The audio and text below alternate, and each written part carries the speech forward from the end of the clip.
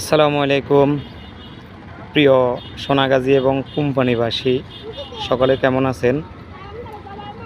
আসলে এটা হচ্ছে আমাদের সাহেবেরঘাট ব্রিজ,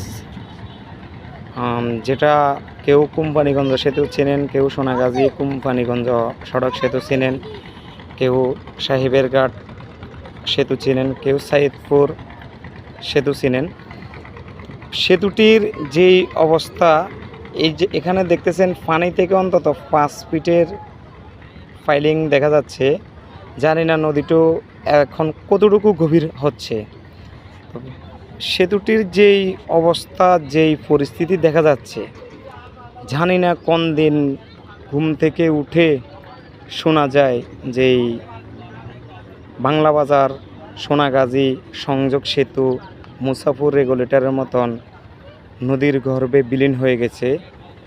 মনে হয় যেই অবস্থা দেখা যাচ্ছে, মনে হয় যে খুব অল্প সময়ে মনে হয় যে এমন পরিস্থিতি হতে পারে। দেখেন ব্রিজের যেই অবস্থা, আমি ভিডিওটা কিন্তু অনেক দূর থেকে নিচ্ছি, কিন্তু একবার কাছে না। এরপরেও যে অবস্থা দেখতেছেন, প্রত্যেকটা ব্রিজের যেটা হচ্ছে কলম বা ফাইলিং বেস সব কিন্তু পানিতে বাসার মতো দেখতেছেন। কিন্তু বিষয়টা হচ্ছে একটা বেসও কিন্তু মাটিতে নাই, সব খুঁটিগুলা দেখতেছেন, সব ফাইলিংগুলা পানির মধ্যে কিন্তু দেখা যাচ্ছে। তাহলে অন্তত 50-60 কত ফিট জানি ফাইলিং থেকে গভীরতা আছে নদীটা, সেটা তো কেউ জানে না। তো এইভাবে যদি কোনো উদ্যোগ যদি না নেয়, বাংলাদেশ পানি উন্নয়ন বোর্ডের দৃষ্টি আকর্ষণ করব আমরা, আপনারা যদি এইভাবে কোনো যদি পরিবর্তনের কোনো অংশ না নেন, হয়তো দেখা যাবে মুসাফুর রেগুলেটরের মতন কোনো না কোনো একদিন এই সেতুটিও নদীর গর্ভে বিলীন হয়ে যাবে। বিলীন হলে কোম্পানিগঞ্জ এবং সোনাগাজী বিচ্ছিন্ন হয়ে যাবে।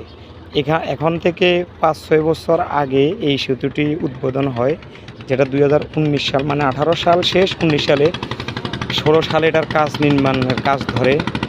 কিন্তু বিষয়টা হচ্ছে এখন নদী, ওই সময় নদী চলমান ছিল না, এখন যেই নদী চলমান, এই চলমান নদীতে ব্রিজটা মনে হয় যে নদীর গর্ভে বিলীন হয়ে যাবে। কারণ যেই সময় সেতুটি উদ্বোধন হয় ওই সময় এই যে ফাইলিং, যেটা ফাইলিংয়ের উপরে বেসের উপরে কিন্তু মাটি ছিল, আর এখন ফাইলিং কত ফিট ফাঁকা হয়ে গেছে বেস থেকে, সেটা তো সবারই অজান্তে।